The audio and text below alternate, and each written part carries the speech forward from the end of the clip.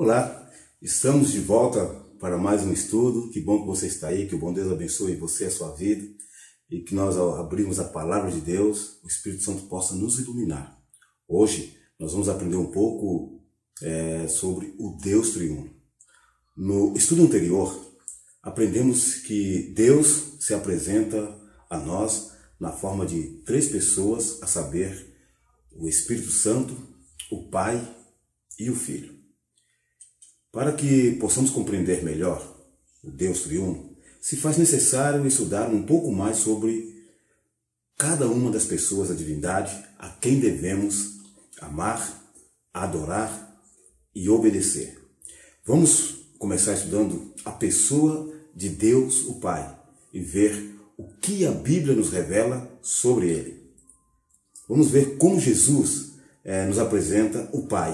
O primeiro texto está em São João 14, verso 9. Vamos abrir aqui São João 14, versículo 9.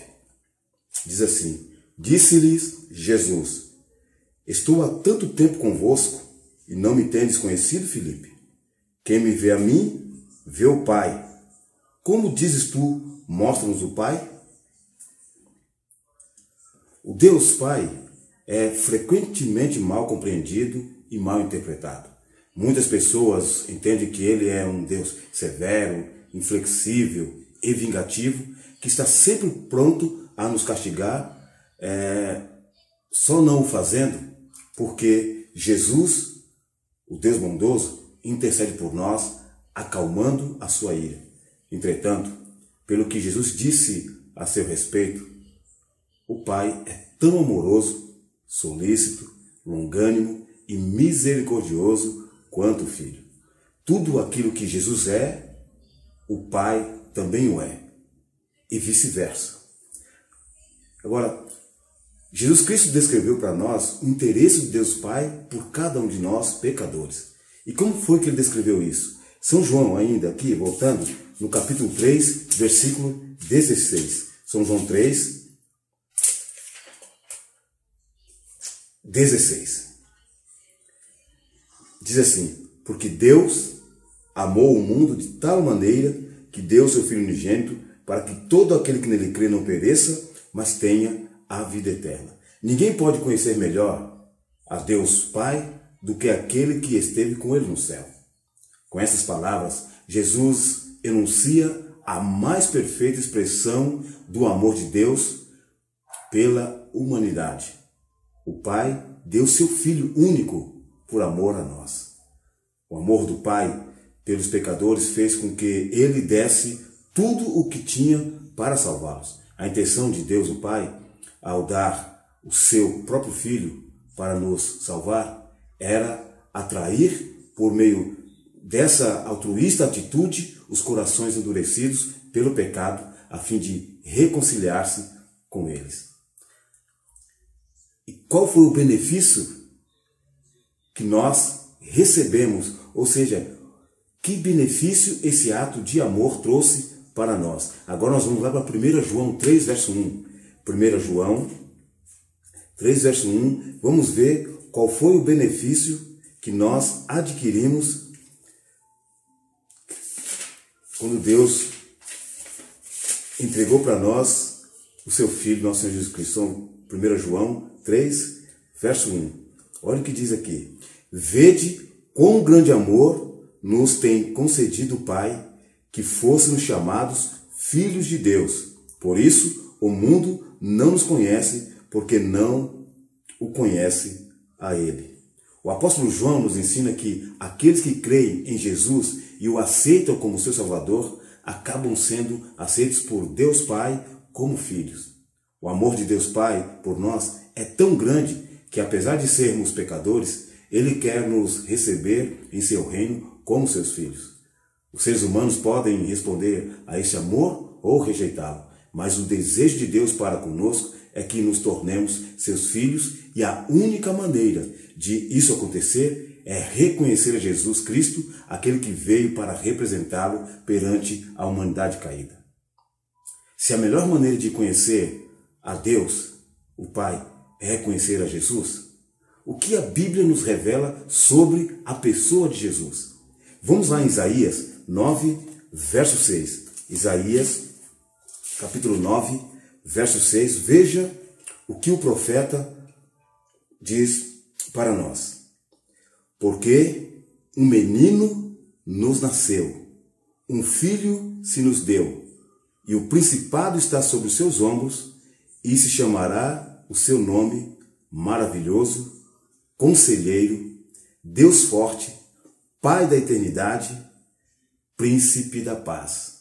Os nomes mencionados por Isaías, sem qualquer dúvida, jamais poderiam ser aplicados a outra pessoa que não fosse Jesus. Somente ele pode ser chamado de Deus Forte, Pai da Eternidade e Príncipe da Paz. Esta passagem nos revela que, assim como Deus Pai, Jesus existe também desde a eternidade.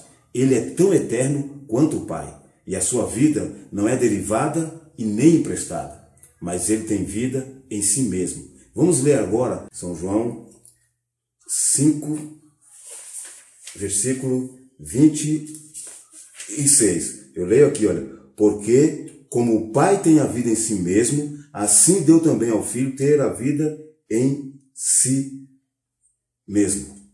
Ao dizer essas palavras, Jesus estava declarando possuir vida em si mesmo, ficando claro que ele não foi criado pelo Pai, mas que é tão eterno quanto ele. Além de ter vida própria e ser eterno, há uma outra característica que a Bíblia atribui a Jesus. E essa característica vamos ver lá em Colossenses, no capítulo 1, versículo 16. Colossenses, capítulo 1, no verso 16.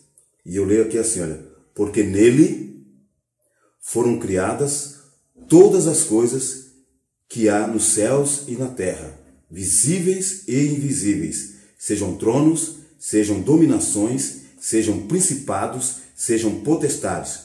Tudo foi criado por ele e para ele. As Escrituras Sagradas nos apresentam o Senhor Jesus como o agente da criação.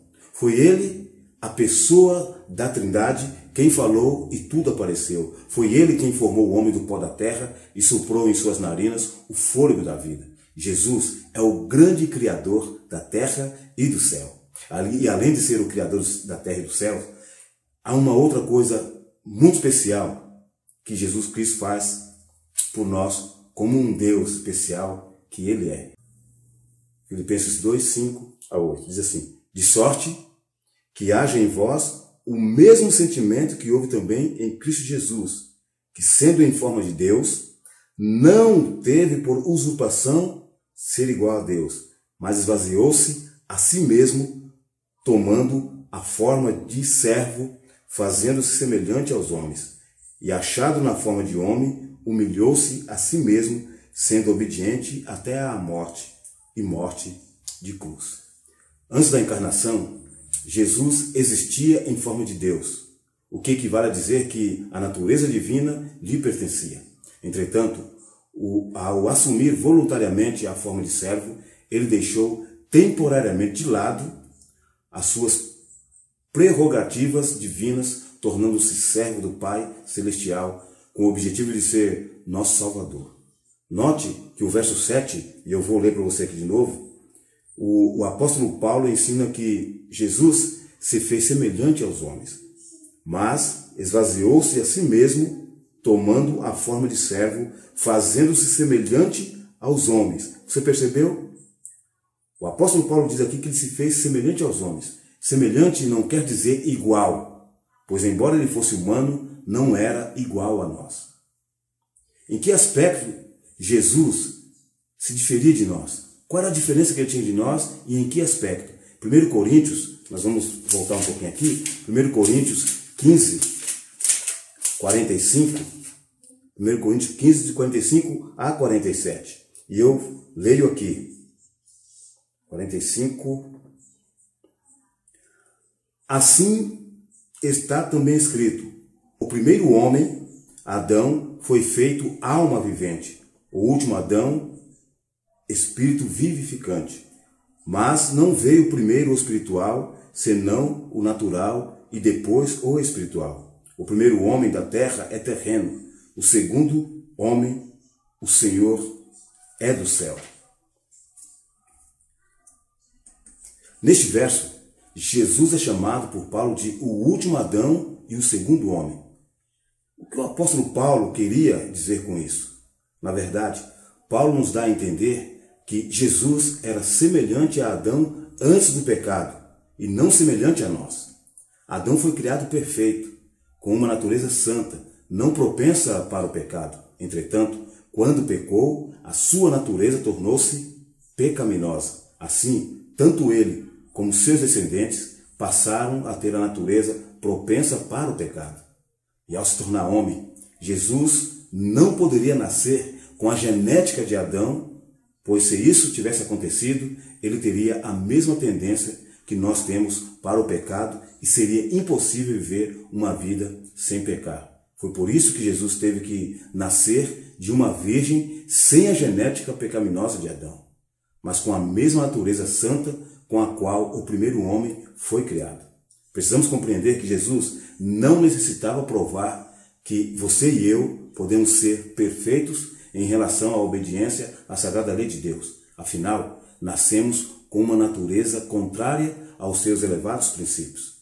O que Jesus tinha que provar era que Adão e Eva, como também Lúcifer e seus anjos, que foram criados com uma natureza perfeita, poderiam ter sido fiéis aos sagrados princípios da lei de Deus. E isso Jesus Cristo provou.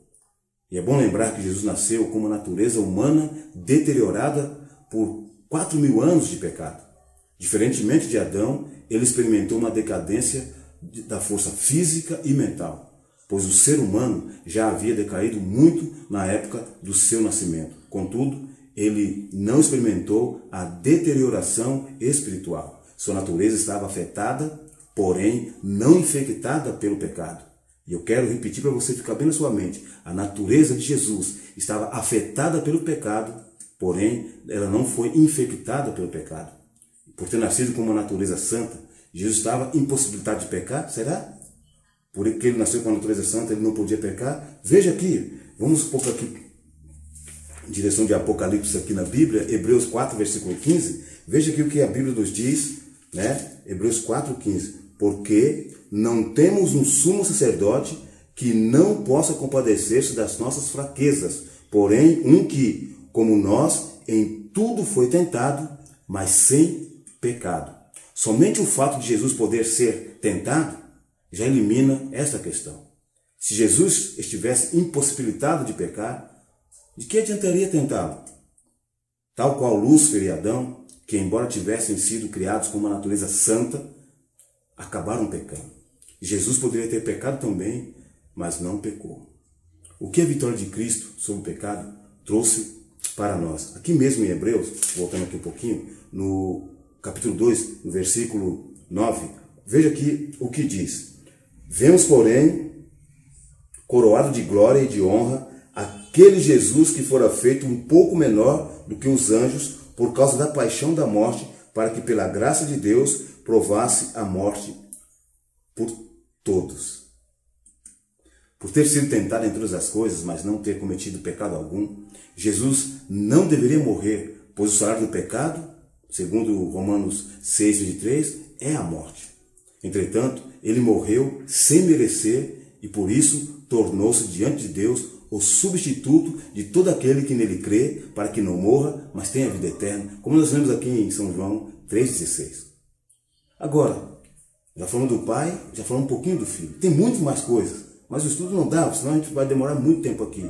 Agora, quanto ao Espírito Santo, o que a Bíblia nos ensina sobre ele? Vamos lá agora no livro de Atos, capítulo 5, versículo 3 e 4. Atos, capítulo 5, versículo 3 e 4. Disse então Pedro: Ananias, por que encheu Satanás o teu coração para que mentisses ao Espírito Santo e retivesses parte do preço da herdade? Guardando-a não ficaria para ti? E vendida não estava em teu poder? Por que formaste esse desígnio em teu coração?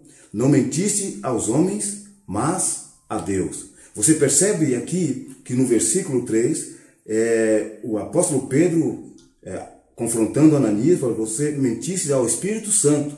E depois ele diz, no final do versículo 4, você não mentiu para os homens, você mentiu para Deus.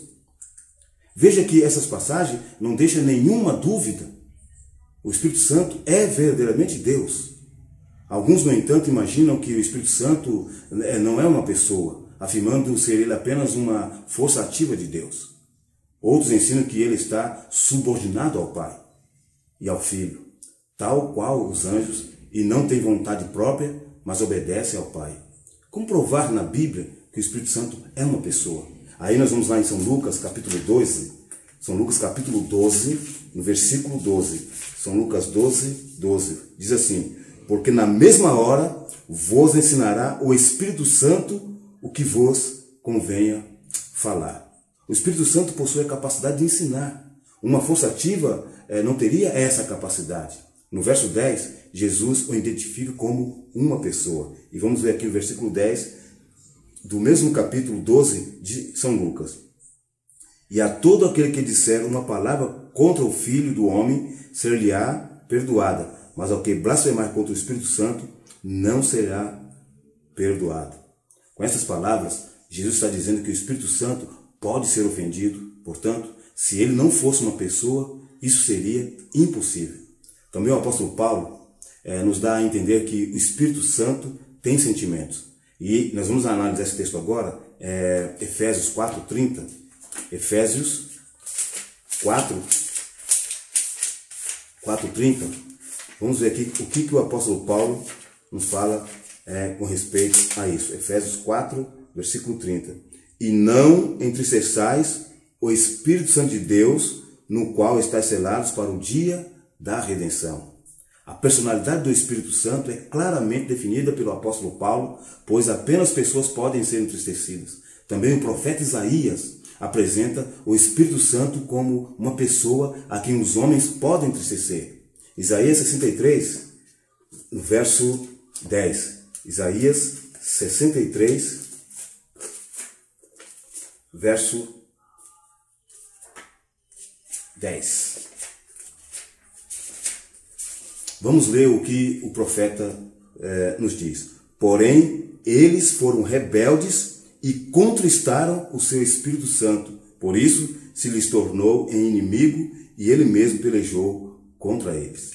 O Espírito Santo fala constantemente à nossa consciência, mostrando o que é certo e o que é errado.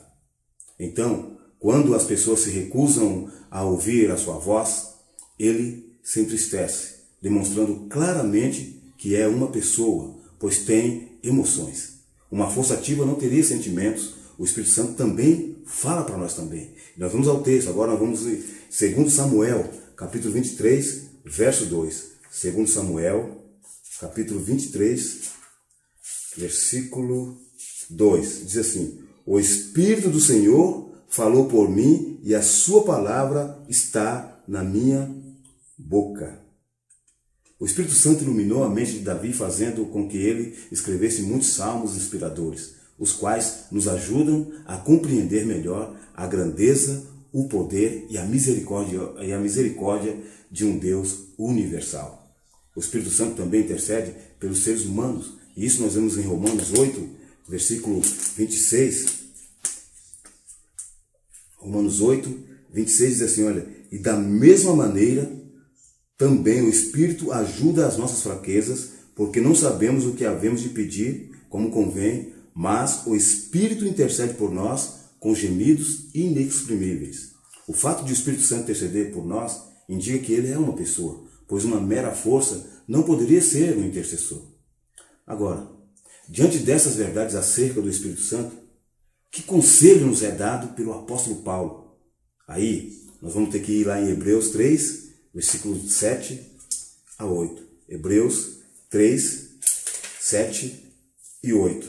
Diz assim: portanto, como diz o Espírito Santo, se ouvirdes hoje a sua voz, não endureçais os vossos corações, como na provocação no dia da tentação no deserto. O Espírito Santo fala à nossa consciência a todo instante. Por meio da Bíblia, a palavra que ele mesmo inspirou, somos informados acerca desse Deus triuno que nos ama e deseja nos salvar. Cabe a nós tomarmos a decisão se desejamos ser salvos ou não, pois Deus respeita o nosso direito de escolher ouvi-lo ou rejeitá-lo. Hoje, apenas começamos a conhecer um pouquinho sobre esse Deus maravilhoso que se revela a nós através da sua palavra. Se estivermos dispostos, há muito mais para conhecer sobre Ele e seu plano para nos salvar. Afinal, foi com esse propósito que Ele nos deixou as Escrituras Sagradas. Você compreendeu a importância de conhecermos esse Deus triuno e os planos que Ele tem para a nossa vida? Você deseja continuar conhecendo mais e mais da sua vontade e as revelações que Ele deixou para nós em sua palavra? Vamos orar em busca de um conhecimento maior da vontade de Deus para nós. Oremos. Bom Deus, nós agradecemos ao Senhor pela oportunidade de estudar a Tua Palavra, de abri-la e recebermos a orientação e o esclarecimento do Espírito Santo. Que a Tua graça se manifeste em nossa vida, que nós possamos a cada dia crescer no conhecimento da Tua Palavra, para que possamos conhecer o Senhor. Dá-nos a Tua graça, dá-nos o Teu poder, dá-nos discernimento, salva-nos para o Teu reino, em nome do Senhor Jesus. Amém. Bom, depois de conhecermos um pouco a respeito de Deus, que tal conhecermos o que a Bíblia fala acerca da origem do mal? Quem criou o mal? Como foi que ele apareceu no universo? Eu confesso que você irá se surpreender com esse estudo. O tema do nosso próximo estudo será a origem do mal. E eu estarei aqui aguardando você para juntos podermos estudar a palavra de Deus. Que bom Deus te abençoe, que Ele te guarde e que te dê sabedoria para entendimento da sua palavra. Fiquem na paz, fiquem com Deus. Até o nosso próximo estudo, se Deus quiser.